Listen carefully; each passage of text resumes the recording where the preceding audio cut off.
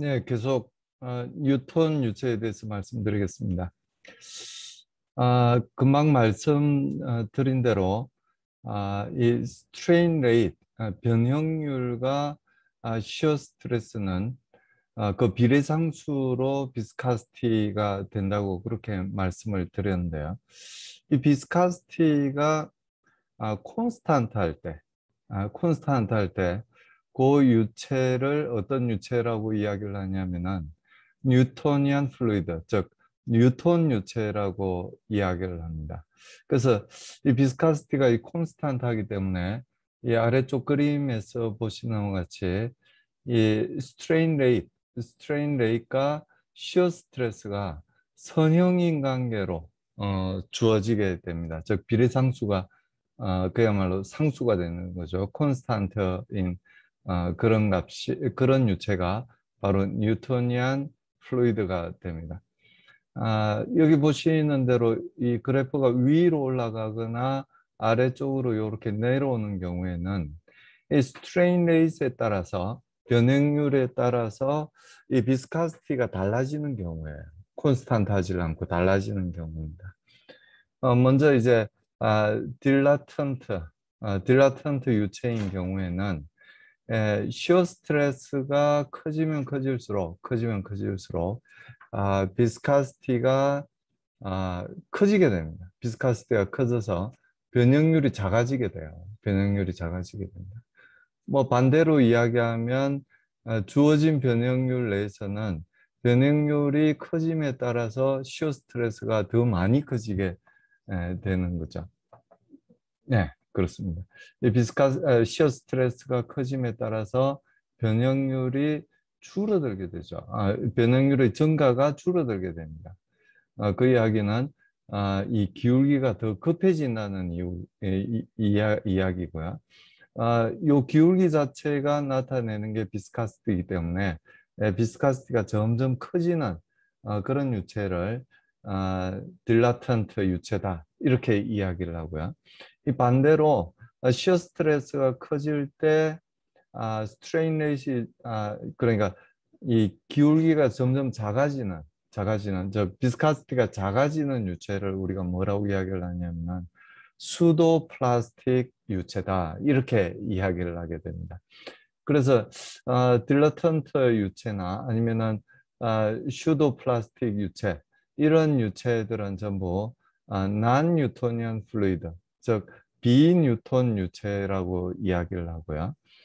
이렇게 선형을 보이는 즉 비스카시티가 콘스탄트한 기울기가 일정한 그 유체는 뉴토니안 플루이드, 즉 뉴턴 유체다 이렇게 이야기를 합니다.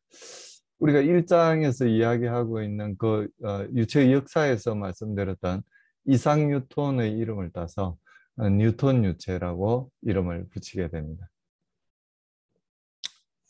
자, 이 그래프는 이 온도에 따라서 여기 화시로 주어져 있지만 이 온도에 따라서 비스카시티가 어떻게 바뀌는지를 나타낸 그래프입니다.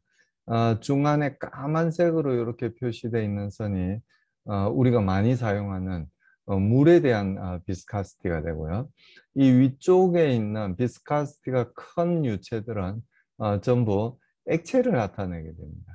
그리고 기체인 경우는 이 아래쪽에 있는 뭐 하이드로젠 제가 연구하고 있는 수소가 여기 나와 있는 기체 중에서는 가장 비스카시티가 작은 그런 유체라고 이야기를 할 수 있는데요.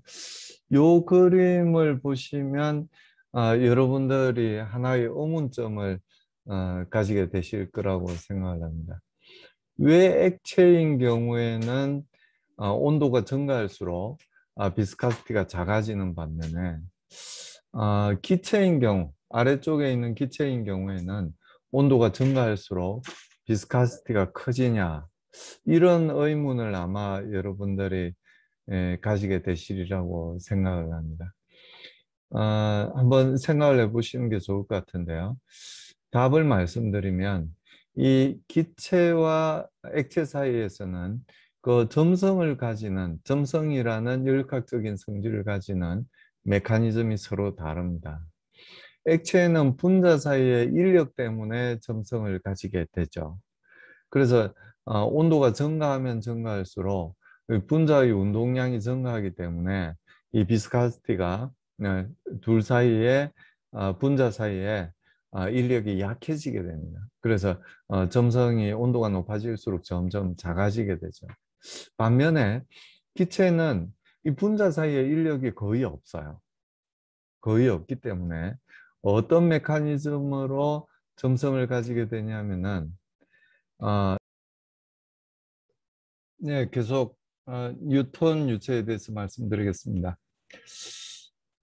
금방 말씀드린 대로 이 스트레인 레이트, 변형률과 시어 스트레스는 그 비례상수로 비스카스티가 된다고 그렇게 말씀을 드렸는데요.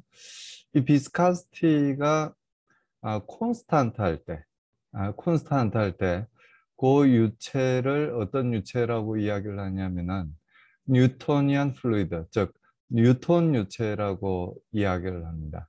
그래서 이 비스카시티가 이 콘스탄트 하기 때문에 이 아래쪽 그림에서 보시는 것 같이 이 스트레인 레이트가 시어 스트레스가 선형인 관계로 주어지게 됩니다. 즉 비례상수가 그야말로 상수가 되는 거죠. 콘스탄트인 그런 값이 그런 유체가 바로 뉴토니안 플루이드가 됩니다.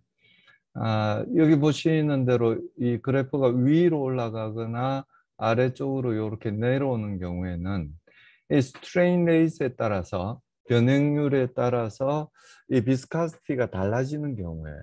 콘스탄트 하지 않고 달라지는 경우입니다. 먼저 이제 딜라턴트 유체인 경우에는 시어 스트레스가 커지면 커질수록 비스카시티가 커지게 됩니다. 비스카시티가 커져서 변형률이 작아지게 돼요. 변형률이 작아지게 됩니다. 뭐 반대로 이야기하면 주어진 변형률 내에서는 변형률이 커짐에 따라서 시어 스트레스가 더 많이 커지게 되는 거죠.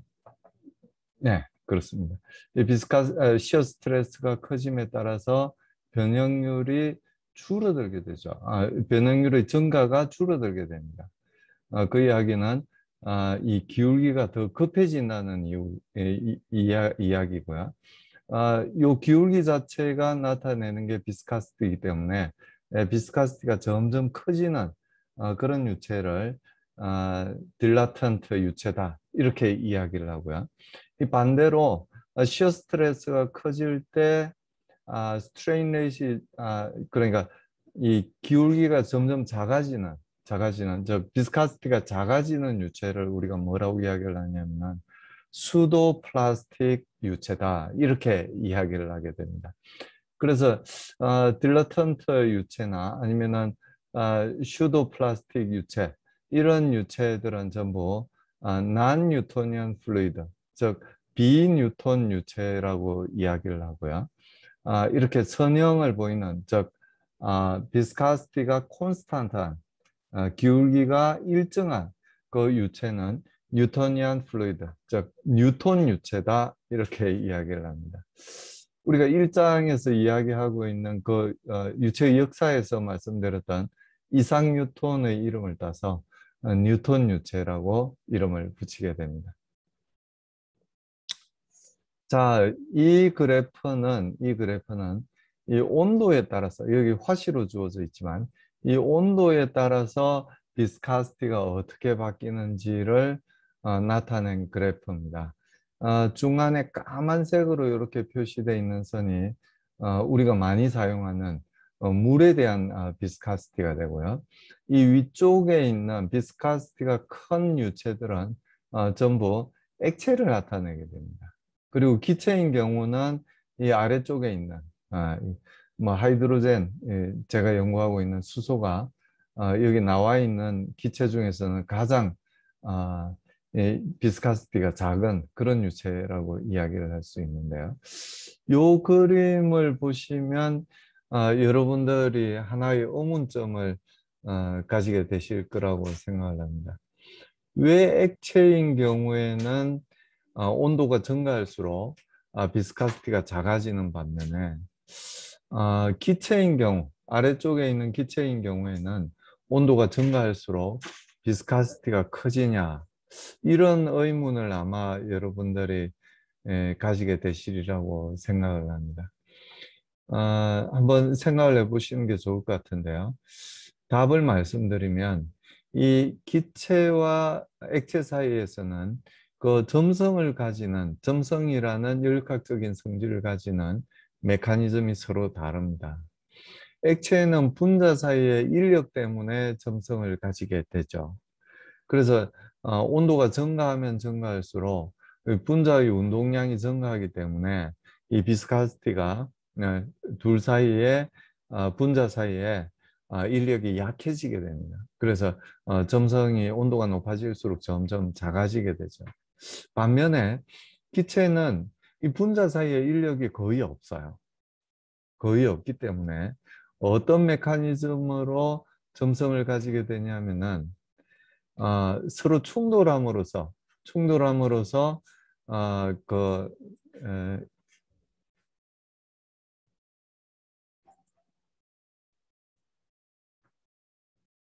기체인 경우 다시 말씀드리겠습니다. 기체인 경우에는 이 분자 간의 충돌로 인해서 힘을 준다라는 그런 성질 때문에 점성을 가지게 됩니다. 그래서 이 온도가 증가하면 증가할수록 분자의 운동이 활발해지게 되고요. 분자의 운동이 활발해지면 충돌이 더 빈번하게 일어나서 충돌에 의해서 이 힘이 전달되는 메커니즘이 좀 더 활성화가 되게 됩니다. 그래서 온도가 증가함에 따라서 기체는 점점 비스카시티가 더 커지게 됩니다. 그래서 서로 이 액체와 기체 사이에는 다른 메커니즘을 가지고 점성이 생기기 때문에 이 온도 증가에 따른 이, 뭐, 이 점성의 분포가 서로 반대되는 방향으로 그렇게 움직이는 걸 알 수가 있습니다. 이 그림에서는 마치 액체와 기체 사이에 이 점성의 차이가 별로 없는 것 같이 보이지만 사실은 그렇지 않습니다. 엄청난 차이를 갖고 있는데요. 이, 이 세로축 자체가 로그 스케일로 그려져 있기 때문에 우리가 그런 착시 현상을 볼 수 있지만 이 큰 눈금 하나 사이, 그러니까 10의 마이너스 몇 승으로 이제 표현되어 있는 이 큰 눈금 하나 사이가 10배씩의 간격입니다. 이 지수가 하나씩 커지기 때문에요. 그래서 요 아래쪽에 있는 라인하고 제일 위쪽에 있는 라인은 10배, 100배, 1000배, 만배, 10만 배의 차이를 보이게 됩니다. 그래서 엄청난 차이를 이제 보이는 걸 로그 스케일로 그렸기 때문에 마치 차이가 별로 없는 것처럼 그렇게 보여진다고 말씀을 드릴 수가 있습니다. 그래서 이 그래프들을 우리가 항상 가지고 있을 수도 없고 또 우리가 프로그래밍을 할 때는 이 그래프들을 그대로 사용을 할 수 없기 때문에 실험식을 사용해서 점성을 표현을 합니다. 그래서 기체인 경우에는 이렇게 몇 법칙이나 아니면은 서트랜드 법칙에 의해서 법칙으로 기체의 점성 결수를 표현을 하게 되고요. 액체인 경우는 요 위쪽에 보이는 액체인 경우에는 역시 이, 이 로그 스케일로 그리더라도 기체인 경우에는 크게 변화가 없지만 액체인 경우에는 큰 변화를 보이게 됩니다. 그래서 이렇게 역시 로그로 표현이 되고 이 온도에 대해서 2차식으로 온도 역수에 대해서 2차식으로 표현이 되게 됩니다. 그래서 이 기체의 점성계수를 나타내는 이 실험식에서도 알 수가 있듯이 이 t에 대해서 t가 커지면 커질수록 기체의 경우에는 t가 커지면 커질수록 여기도 마찬가지인데요. 여기 t에 1.5성이 있고 분모에 t에 1성이 있기 때문에 이 전체적으로는 루트 t에 비례를 하는 대략적으로 루트 t에 비례를 하는 값을 가지게 되고 이 몇 법칙은 t의 n승에 비례를 하는 값을 가지게 됩니다.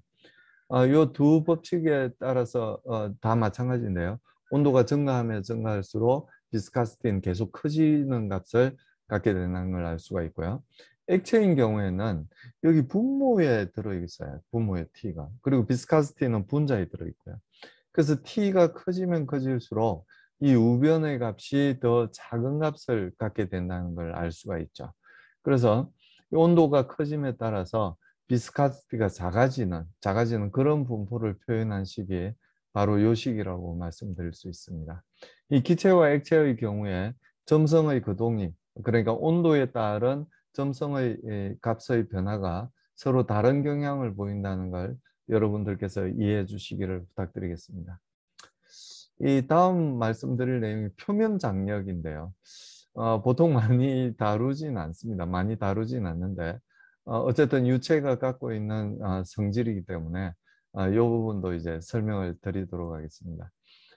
이렇게 물방울이 맺혀 있으면, 이렇게 만약에 물방울이 맺혀 있으면 이 물방울 내부에서는 이 외부보다 압력이 더 증가하게 됩니다. 왜 증가하게 되냐면은 이 표면에서 이제 당기는 힘 때문에 표면에 당기는 힘을 이제 이렇게 이제 보여드리고 있는데요. 아, F 서브스크립트 T라고 이렇게 표현된 만큼 당기고 있어요. 이렇게 요만큼 표면이 형성돼 있고 그리고 이 그 유체의 방향대로 이렇게 당기고 있습니다. 그걸 이제 계략적으로 이제 그린 그림이 요 그림이고요. FT가 요렇게 당기고 있으면 net force는 요렇게 이제 당기게 돼요. 아래쪽 방향으로 당기게 되는 거죠. 이 표면 장력에 의해서 아래쪽으로 누르고 있는 겁니다. 그래서 쉽게 우리가 생각할 수 있는 건 뭐야, 고무풍선. 고무풍선 속에 물이 들어있다면, 그게 물 속에 들어있는 고무풍선 안에 또 물이 들어있다면, 이걸 터뜨리게 되면 이 물이 확 퍼져나가게 됩니다. 그 이유가 뭐냐면, 이 고무풍선 속에서의 물이 더 높은 압력, 이 표면 장력 때문에 갖게 되는 압력 차이만큼 더 많은 압력을 갖게 됩니다. 그래서 밖으로 퍼져나가게 되는 거죠. 더 높은 압력을 갖고 있으니까요. 보통 우리가 다루는 문제에서는 이 표면 장력까지는 많이 다루지 않게 되는데요. 이 표면 장력은 이 고체가 뭐냐, 그리고 이 액체가 뭐냐에 따라서 이 표면 장력이 그러니까 지금처럼 젖히지 않을 수도, 이건 젖히지 않는다고 말을 하는 그런 경우고요. 젖히는 경우에는 쫙 퍼지는 경우가 이제 젖히는 경우라고 이제 말씀드릴 수 있는데요. 이거 그렇게 해서 이제 이 물방울이 형성되는 모양이 달라지게 됩니다. 수학적으로 보면 이렇습니다. 이 감마라고, 대문자 감마라고 표현되어 있는 게 뭐냐면 이 단위 면적당 표면 에너지예요. 단위 면적당 표면 에너지. 그래서 이 표면 에너지는 FT에다가 DS로 표현을 할 수 있고 DA는 L 곱하기 DS로 이제 표현을 할 수가 있죠. 여기서 FT가 뭐냐면은 이 표면 장력이라고 아까 보셨던 그 표면 장력이라고 이야기를 할 수 있고 결국은 뭐냐면 이 단위 길이당 표면 장력을 우리가 감마라고 표현을 할 수 있겠구나 하는 걸 알 수가 있습니다. 그래서 요 감마로부터 다시 이 표면 장력을 구하기 위해서는 이 감마에다가 L을 곱해주면 되겠죠. L을 곱해주면은 전체 표면 장력을 구할 수 있고, 벡터로 이제 표현을 하게 되면 이렇게 이 T 벡터를 이제 곱해주면 구할 수가 있게 됩니다. 일반적으로는 이제 이 감마에 대해서 적분을 하면 전체 표면 에너지를 구할 수가 있게 됩니다. 뒤에 또 그림으로 보시면 이해가 빠르시겠지만 이 드람렛이 이 물방울이 말하자면 물방울이 원호의 일부분이라면 이 표면 장력 F를 요렇게 이제 구할 수가 있게 되고요. 결국 얼마만큼 압력이 더 높아지느냐 하는 그 델타 P는 R분의 감마로서 구할 수가 있습니다. 근데 만약에 이 드람렛이 원호의 일부분이 아니고 구의 일부분이라면 뒤에 그림을 보면 더 잘 이해하실 수 있는데요. 9의 일부분이라면 이 F는 이제 이런 식으로 표현을 할 수 있고 델타 P는 역시 이 원호인 경우에 2배 정도로 델타 P가 형성되는 걸 알 수가 있습니다. 만약에 빈누방울이라면 이제 양쪽에 다 작용을 하기 때문에 이 9의 일부인 경우보다 2배 정도 더 큰 값을 대략적으로 가지게 되는 걸 알 수가 있게 됩니다. 이 정도 이제 압력 상승이 더 생기게 된다는 이야기죠. 요게 이제 원호의 일부분인 경우고요. 요게 구의 일부분인 경우고 요게 일반적인 경우라고 말씀을 드릴 수가 있습니다. 요 그림을 보시면 정확히 이해를 하실 수가 있는데요. 요 면적이 얼마냐면 2R 곱하기 L입니다. 거기다가 델타 P를 곱해주게 되면 요 면 전체에 작용하는 힘이 되겠죠. 그래서 요 힘하고 이제 밸런스를 이루는 게 뭐냐면 요 표면 장력에 의해서 작용되는, 그러니까 요 길이가 L이고 요 길이가 L이니까 2L 곱하기 감마가 되겠죠. 그래서 2L 곱하기 감마하고 2RL 곱하기 델타 P가 균형을 이루기 때문에 결국 델타 P는 R분의, 아까는 그림에서는 캐피탈 R로 이제 표현되는데요. 캐피탈 R분의 감마로서 델타 P를 구할 수 있는 겁니다. 그리고 마찬가지로 요 구인 경우도 마찬가지예요. 만약에 이제 여기 이제 이 감마라는 에너지 밀도를 가지고 감마라는 단위 길이당 표면 장력이 작용을 하고 있다면 요 델타 P만큼 압력이 상승을 한다고 그랬잖아요. 그 상승하는 압력이 작용하는 면적은 파이 R 제곱이 되겠죠.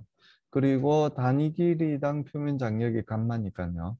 요 전체 길이는 2파이 R이 됩니다. 그래서 요 두 힘이 밸런스를 같은 값을 가져야 되기 때문에 2파이 R 제곱 곱하기 델타 P 이꼴 2파이 R 곱하기 감마라는 식으로부터 이 델타 P를 구해낼 수가 있어요. 즉 R분의 2R, 여기서도 마찬가지죠. R분의 2R이라는 값을 가지게 되고요. 만약에 비누방울이라면 그 2배 되는 값을 가지게 됩니다. 일반적으로 델타 P는 이렇게 구할 수 있어요. 일반적인 형상이라면 호의 일부나 아니면 구의 일부일 경우에는 그렇고, 일반적인 경우에는 이 식을 통해서 요 식하고 거의 비슷하죠. 비슷합니다. 뭐 R1하고 R2가 같다면 결국 이런 원의 일부, 구의 일부가 될 거니까요. 요 식하고 똑같은 식이 되겠죠. 네, 똑같은 식이 됩니다. 그래서 요게 이제 적시는 이 각도에 따라서 이 세타의 각도가 90도보다 작다면, 요거는 90도보다 큰 경우예요. 요 오른쪽 밑에서 보는 그림은 90도보다 큰 경우입니다. 요 경우는 적신다고 이야기를 하죠. 90도보다 크니까 요건 적시지 않는다고 이야기를 합니다. 죄송합니다. 요건 적시지 않는다고 이야기를 합니다. 반면에 왼쪽 그림은 어때요? 요 표면을 확실하게 적시고 있죠. 뭐 그 경계라면 이제 적시는 것도 아니고 적시지 않는 것도 아니겠지만, 요 속에 만약에 수원이 들어있다면, 적시지 않는 수원이 들어있다면 이 곡선이 아래쪽으로 요렇게 향하겠죠. 아래쪽으로 요렇게 향하는데, 적시기 때문에 이 표면을 이 액체가 적시기 때문에 요 위쪽으로 요렇게 형성이 된다는 걸 알 수가 있습니다. 오른쪽 그림에서도 만약에 적신다면 요렇게 곡선이 형성이 되겠죠. 이쪽 반대쪽으로 이제 형성되는 게 아니라 요쪽으로 이렇게 형성이 되게 됩니다. 여기는 이제 요쪽으로 형성이 되면 요만큼을 이제 적시게 되는 거잖아요. 그래서 왜 타느냐 안 하느냐는 이렇게 이 각도가 컨택 앵글이 얼마냐에 따라서 결정이 되게 되는데요. 이렇게 90도보다 큰 그림, 요 그림처럼 90도보다 크다면, 세타가 90도보다 크다면 적시지 않는 경우라고 이야기를 할 수 있고, 고체가 하이드로포빅하다고 이야기를 합니다. 적시지 않는다고 이야기를 해요. 그리고 만약에 이 세타가 90도보다 작다면, 요게 왼쪽 같은 경우죠. 90도보다 작다면 고체를 적신다고 이야기를 합니다. 그래서 요건 이제 하이드로필릭하다고 그렇게 이야기를 하게 되죠. 그래서 이 유리에 물이 있다면, 물과 공기와 유리가 있다면 세타가 거의 90도가 됩니다. 그래서 이 표면을 적시게 되죠. 이 물이 쫙 달라붙게 됩니다. 거의 0도예요. 그래서 쫙 달라붙게 되는데, 우리가 비 오는 날 이 자동차 유리의 표면을 보면, 아니면은 창문에 붙어 있는 물들을 보면 이렇게 적시는 걸 알 수가 있어요. 이 적시게 되면, 유리 표면을 물이 적시게 된 하이드로필리 같은 경우에는 이 물이 잘 흘러내리지가 않아요. 중력에 의해서 이 물이 유리와 많이 접촉해 있기 때문에 많이 적시지를 않습니다. 그래서 이 물이 계속 맺혀 있는데요. 만약에 이 표면 처리를 해서, 이 유리에 표면 처리를 해서 하이드로포빅하게 만들어 준다면, 적시지 않게 이렇게 물방울이 형성되게 만들어 준다면 이 물방울이 떼구르르 굴러서 떨어지게 돼요. 그래서 가끔 이제 이 난웨팅 하게 되는 거죠. 이 자동차 유리의 표면 처리제를 파는 걸 보면, 그런 광고를 보면 이런 물방울이 맺혀서 떼구르르 굴러 떨어지는 걸 우리가 확인을 할 수가 있게 됩니다. 그래서 그건 이제 하이드로포빅하다고 이야기를 하는 거죠. 수원인 경우하고 물인 경우가 이렇게 다릅니다. 수원인 경우는 이렇게 방울이 맺혀요. 그리고 우리가 압력을 측정하기 위해서 사용하는 압력이 이제 온도를 측정하기 위해서 사용하는 수원 온도계 있잖아요. 우리가 시중에서 쉽게 구해서 한 1,000원 정도면 아마 살 수 있을 건데요. 그 온도계를 보면 여기 이 실린더에 수원이 들어 있는데요.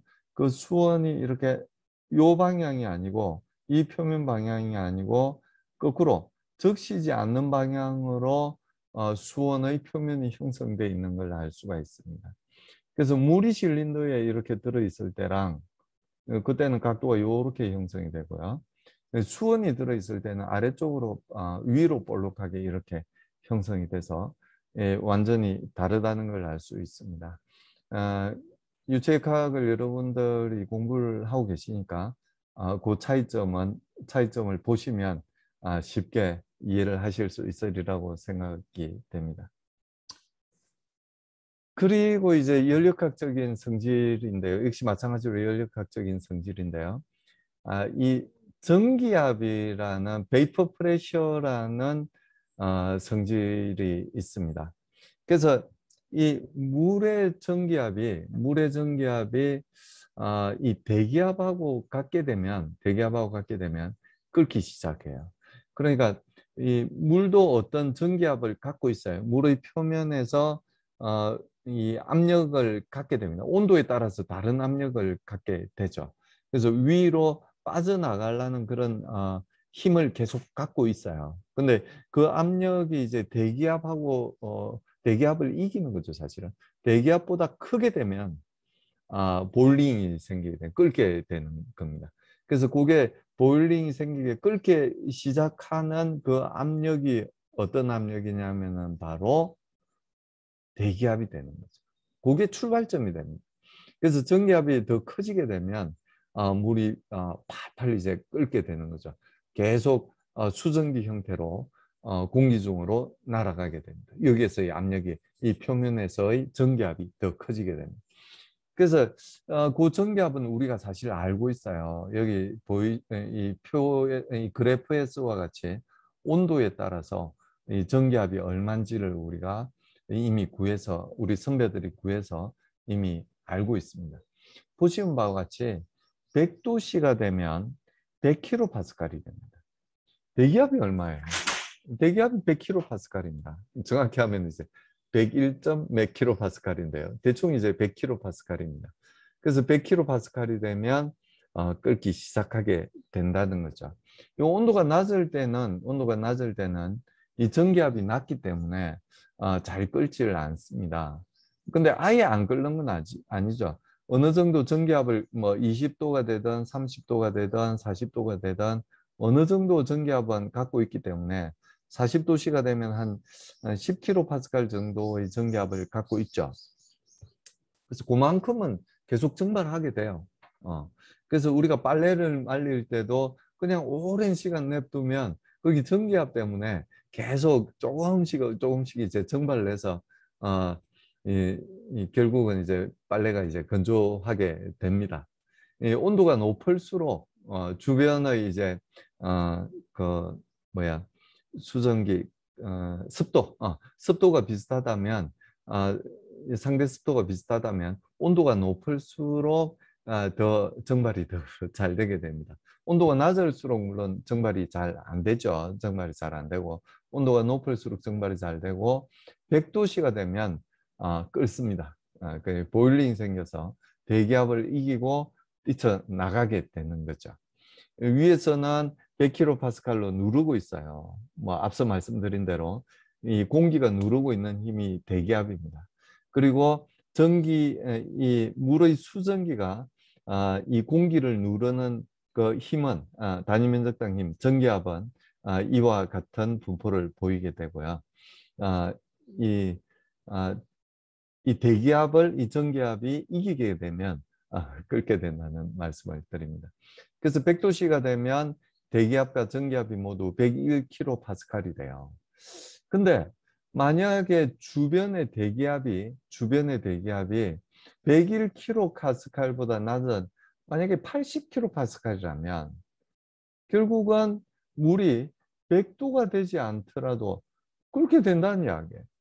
주변의 공기가 갖고 있는 압력이 80kPa라면 대략 이제 요 눈대중으로 보면 90도 정도가 되죠. 90도 정도가 되면 이 전기압이 80kPa 정도가 되기 때문에 결국은 이 90도에서도 물이 끓게 된다는 이야기입니다. 여러분들 잘 아시다시피 이 위로 올라갈수록 높은 산에 올라갈수록 점점 공기 밀도가 희박해지게 되죠.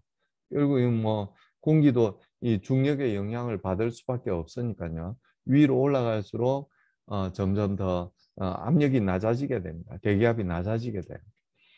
그래서 높은 산에 올라가면 이걸 끓여도 이 100도씨에서 끓는 게 아니에요. 높은 산에 올라가면은 주변의 압력이 80kPa인 곳까지 올라가게 되면 90도씨에서 끓는다는 이야기예요.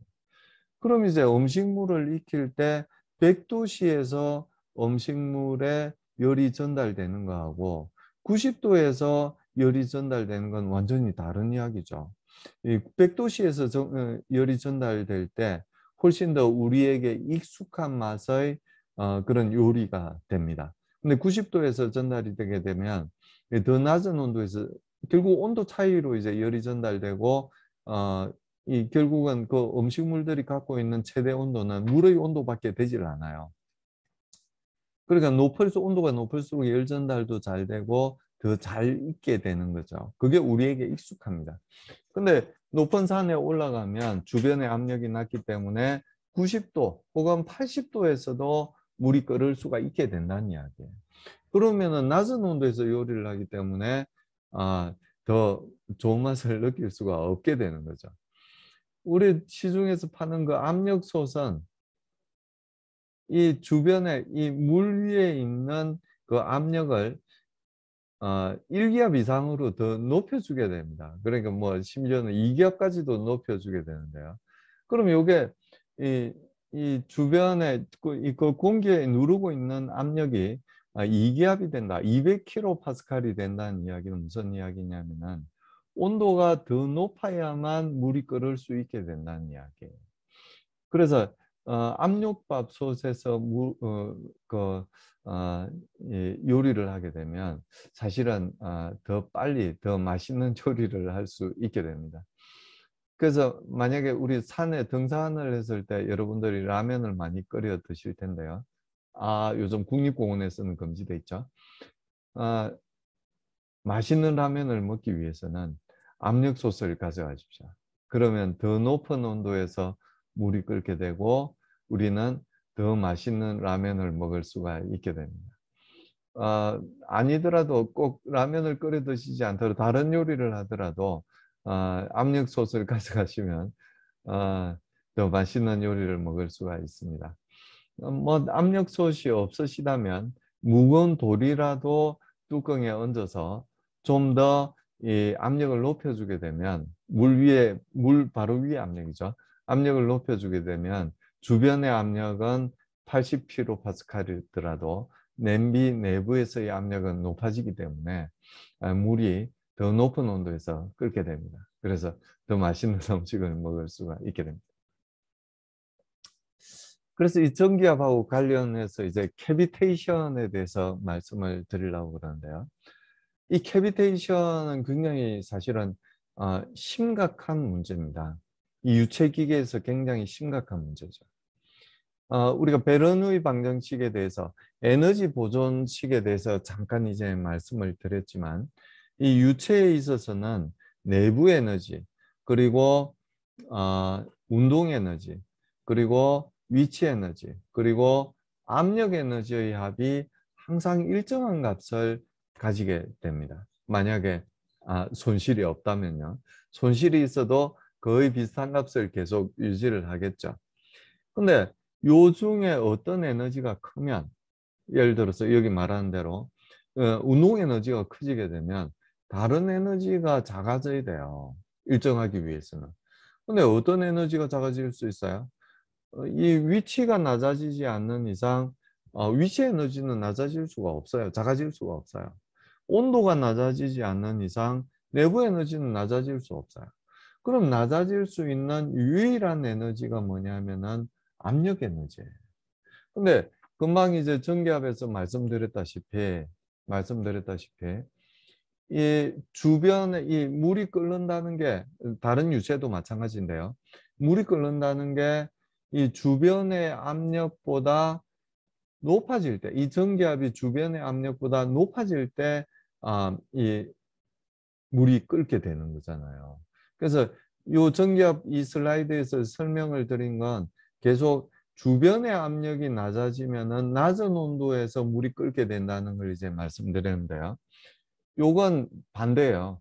주변의 압력이 같은 경우는 주변의 압력이 낮아지게 되면은 물이 끓게 된다는 이야기. 근데 원인이 다르죠. 여기 앞서서 말씀드린 건 뭐냐면 이 고도가 높아짐에 따라서 이 주변의 압력 자체가 낮아지는 경우예요. 근데 이 캐비테이션은 즉 유체 기계에서는 고속으로 회전을 해서 유체가 운동 에너지를 많이 얻게 되면 압력 에너지는 줄어들 수밖에 없는 상황이 됩니다. 그래서 압력 에너지가 줄어들게 되면 압력 에너지가 줄어든다는 이야기는 압력이 낮아진다는 이야기하고 똑같은 이야기예요. 속도가 빨라지게 되면 운동 에너지가 커지는 거고 위치가 높아지게 되면 위치 에너지가 커지고 온도가 높아지게 되면 내부 에너지가 커지듯이 압력이 높아지면 압력 에너지가 커지게 되는 거예요. 근데 운동 에너지가 에너지를 많이 먹게 되면은 이 압력 에너지가 작아지게 돼요. 즉 압력이 낮아지게 됩니다. 압력이 낮아지게 되면은 낮은 온도에서도 물이 끓게 된다는 이야기입니다. 그래서 이 물이 갖고 있는 이 전기압보다 그 온도에서의 전기압보다도 물의 압력이 낮아지게 되면은 안에서 물 속에서 기포가 생기게 된다는 거예요. 이건 온도가 높아져서 기포가 생기는 게 아니에요. 주변의 압력이 낮아지기 때문에 기포가 생기는 겁니다. 그래서 이 고속유동으로 인해서 운동 에너지가 커지고 운동 에너지가 커짐으로써 압력이 작아지게 되고 압력이 작아지다가 전기압보다 작아지게 되면은 물이 끓게 된다는 이야기입니다. 그러니까 주변의 압력이 물의 압력이 10kPa보다 작아지게 되면 10kPa보다 작아지게 되면 40도에서도 물이 끓는다는 이야기예요. 40도에서도. 그러니까 우리 펌핑하고 있는 물이 지금 40도밖에 안 되는데 운동 에너지가 커져서 압력이 금방 말씀드렸듯이 10kPa 이하가 되면 이 물의 온도가 40도지만 물이 끓게 된다는 이야기예요. 뭐 저번에도 이제 말씀드렸지만 이 펌프는 전체가 다 물이 있다고 가정을 하고 설계를 합니다. 근데 거기에 기체가 생기게 되면 아주 골치 아픈 일들이 생겨요. 이런 일들이 생기죠.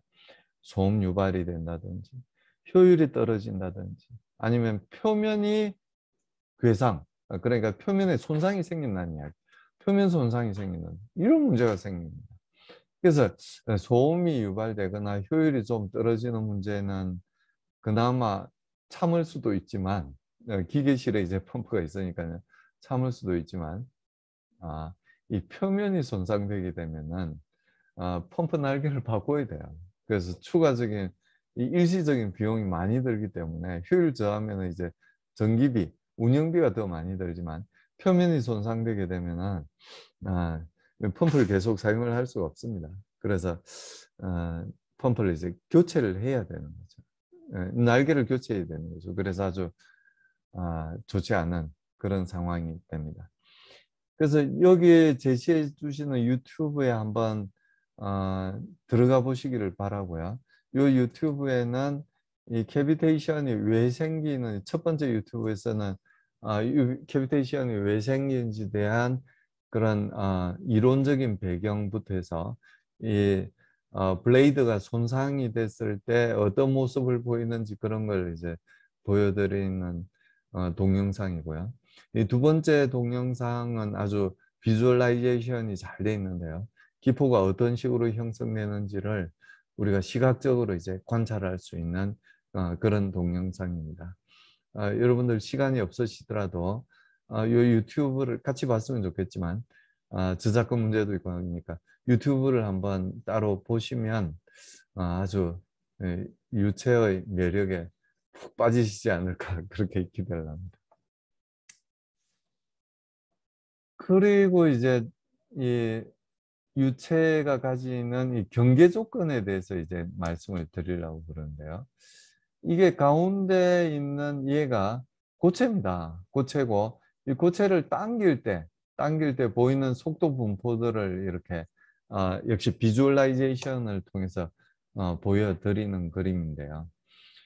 이 표면에서는 이 비주얼라이제이션에서 보시는 바와 같이 유체가 갖고 있는 속도하고 고체가 갖고 있는 속도가 서로 같은 속도를 가지게 됩니다. 이걸 이제 점착 조건이라고 영어로는 이제 노 슬립 컨디션이라고 이야기를 하게 되고요. 온도인 경우에는 역시 마찬가지로 유체가 갖고 있는 온도와 고체가 갖고 있는 월이 갖고 있는 온도가 같아야 됩니다. 그래서 이걸 이제 온도 연속 조건이라고 이야기를 하고 영어로는 어, no temperature jump, temperature no jump 컨디션이라고 그렇게 이야기를 합니다. 이 둘은 온도와 유동을 보여드리는 건 아니고요. 둘 다 이제 아, 속도를 보여드리는 그림입니다. 뭐 단지 다른 건 둘 사이에 다른 유체가 들어있어서 하나는 이렇게 난류로 디벨롭해 나가는 과정을 이제 보여드리는 거고, 요건 여전히 라미나 상태인 경우를 보여드리는 그런 비주얼라이제이션입니다. 그래서 이렇게 비주얼라이제이션을 하면 우리가 이 유체 유동에 대해서 아주 이 물리적으로 이해하기가 쉬워집니다. 그래서 이 유동 가시화를 전문적으로 다루는 이 전문학회도 있어요. 유동 가시화 정보학회, 가시화 정보학회에서 이런 플로우 비주얼라이제이션을 전문적으로 다루는데요. 그 학회도 제가 이사로 참여를 하고 있습니다. 그래서 여러분들이 이런 분야에도 유동 가시화하는 분야에도 여러분들이 관심을 가져주시길 부탁드립니다. 그래서 실험을 통해서 이런 가시화하는 건 상당히 이제 실험 장치 세팅하는 것도 어렵고 그리고 어떻게 비주얼라이제이션을 해야 될지 그런 디자인도 해야 되기 때문에 어려운 점이 많고요. 이 CFD를 통해서 얻은 결과도 이런 식으로 전부 비주얼라이제이션을 할 수가 있습니다. 훨씬 더 사실은 더 깨끗하게 비주얼라이제이션을 할 수 있죠. 물론 정확도는 실험으로 구한 데이터를 좀 더 정확하다고 우리는 이야기를 하고 있습니다. 그리고 이제 유체가 갖고 있는 성질 중에 하나가 이 압축성이라는 성질을 갖고 있어요. 영어로는 이제 compressibility라고 이야기를 하는데요. 이 압축성은 말 그대로입니다. 얼마나 잘 압축되는지를 나타내는 게 그 압축성입니다. 그래서 그 압축도는 어떻게 구하냐면은 이 델타 P를 가했을 때 이렇게 이해하시는 게 더 쉬워요. 이 델타 P를 가했을 때, 즉 압력 변화를 줬을 때 단위 부피당 이 유체가 얼마나 줄어드는지를 가지고 압축성을 평가를 하게 됩니다. 자, 쉽게 우리가 공기하고 물에 대해서 비교해서 두 가지를 비교해서 한번 생각을 해봅시다. 물인 경우에 똑같이 일기압으로 가압을 했을 때하고 공기인 경우에 가압을 했을 때하고 이 부피 변화가 어느 쪽이 더 크겠어요? 당연히 공기인 쪽이 훨씬 부피 변화가 큽니다. 델타 V가 훨씬 큰 값을 가져요. 공기인 경우 물에 비해서. 부피가 줄어들기 때문에 마이너스 부호를 붙여야만 플러스 부호를 가지게 됩니다. 그래서 단위 부피당 줄어드는 부피가 이 기체인 경우, 공기인 경우가 훨씬 큰 값을 가지게 돼요. 분모가 큰 값을 가지게 되면 전체적인 값은 어떻게 돼요? 작아지게 되죠. 그래서 기체인 경우는 K가 작은 값을 가지게 돼요. 액체인 경우, 물인 경우에는 이 델타 V가 0은 사실은 아니죠. 0은 아닙니다. 근데 우리가 기계공학자의 입장에서 볼 때는 거의 0이에요. 0에 엄청나게 0에 가까운 값입니다. 그래서 이 델타 V가 거의 0에 가까운 값이기 때문에 분모가 큰 값을 가지게 돼요. 분모가 작은 값을 가지게 되고 전체적인 K의 값은 큰 값을 가지게 됩니다. 액체인 경우에는 큰 값을 가지게 됩니다. 그래서 이 공기는 물에 비해서 어느 정도 압축이 잘 되냐면은 K가 어느 정도 크냐면은 10,000배 정도 압축이 잘 됩니다. 그러니까 이 공기하고 물하고가 우리가 사실은 기계공학에서 많이 다루는 유체인데요. 이 공기에 비해서 물은 10,000분의 1밖에 압축이 안 되니까 거의 그냥 압축이 안 되는 비압축성 유체라고 이야기를 해도 되지 않을까요? 우리는 그렇게 생각합니다. 여러분들도 그렇게 생각하기를 바랍니다. 그래서 이 델타 V 최적 변화에 대해서 이야기할 때는 이렇게 이야기를 할 수 있고요. 요값하고 똑같은 게 뭐냐면 로분의 D로예요. 이 덴시티에 대해서 생각을 하자면 이 부피 변화의 그러니까 단위 최적당 부피 변화하고 단위 밀도당 밀도의 변화를 생각하면 이 마이너스 부호를 갖게 됩니다. 똑같은 값을 가지고 마이너스 부호를 갖게 돼요. 그래서 여러분들이 조금만 이제 산수를 해보시면 이 관계가 이제 성립된다는 걸 알 수가 있는데요. 이번 강좌에서는 그걸 유도하는 것까지는 하지 않겠습니다. 너무 쉬운 일이라. 그래서 이 K 값이 물인 경우, 액체인 경우에는 엄청나게 이제 큰 값을 가지게 되고 공기인 경우에는 이 물에 비해서는 아주 작은 값을 가지게 됩니다. 그래서 이 고속유동인 경우에는 이 압축성이 중요하게 되는데요. 물도 사실은 엄청나게 빨라지면 압축성을 이제 고려를 해야 되겠지만 물에서는 그 정도로 우리가 압축성을 고려한 만큼 빨리 가는 그런 기계를 만들 수가 없습니다. 아직까지는 만들 수가 없어요. 그래서 압축성을 이제 고려하는 건 이 마하남바가 0.3 이상인 경우에만 압축성을 고려를 하고요. 0.3 이하인 경우에는 압축성을 고려를 하지 않는 것이 일반적이라고 말씀을 드릴 수가 있습니다. 지금 말씀드린 이 마하남바는 뭐 영어로는 이제 마크 넘버라고 이야기를 하는데요. 원래 이제 어, 원래 발음대로 읽으면 마하가 됩니다. 마치 이 M 대신에 B가 있으면 바하라는 음악가에 대해서 이야기를 하지 바크라고 하진 않잖아요. 그런 것처럼 마하라고 읽는 게 더 맞는 것 같습니다. 마크라고 읽는 사람들도 있어요.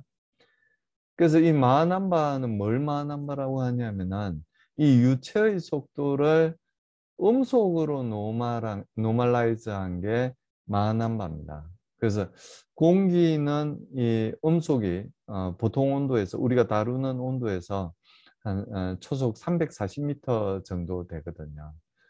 그래서 우리가 이 천둥번개가 칠 때 보면 빛이 먼저 보인 다음에 소리가 들리잖아요. 소리는 무한히 빠른 게 아니거든요. 그래서 이 소리는 빛보다 더 늦게 온다는 걸 그 천둥번개를 보면 이제 알 수가 있는데요. 340m/s 정도 됩니다. 물은 훨씬 더 빠르죠. 물은 초속 1km 정도. 물속에서 속도가 이 음속은 한 1km 정도 됩니다. 공기 중에서는 340m/s 정도 되고요. 둘 다 엄청나게 빠른 속도긴 합니다. 그래서 요 K는 이 음속하고 이런 관계가 있어요. 그러니까 요 값을 density로 나누어 주고 K를 density로 나누어 주고 그러니까 결국 요 값만 남는 거죠. 델타 P 나누기 델타 로만 남는 거예요. 그거의 루트를 취한 값이 음속, 사운드 벨라시티가 됩니다.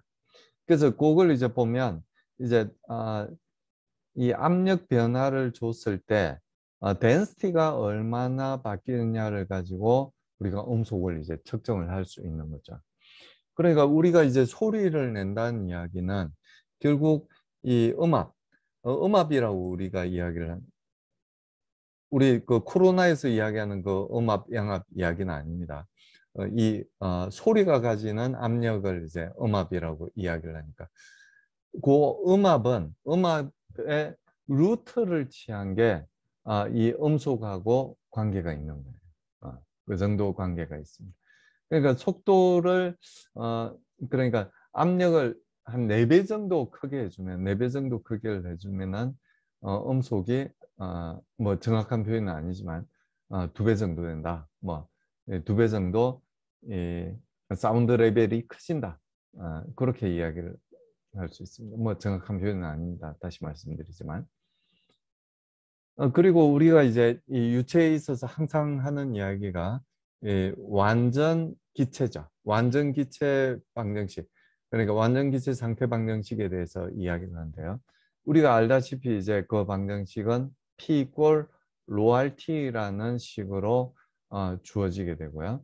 여기서 기체상수 R은 유니버설한 기체상수에다가 유니버설한 그러니까 일반 기체상수에다가 분자량을 곱한 게 고기체의 말하자면은 기체상수가 된다 이렇게 말씀드릴 수가 있고요.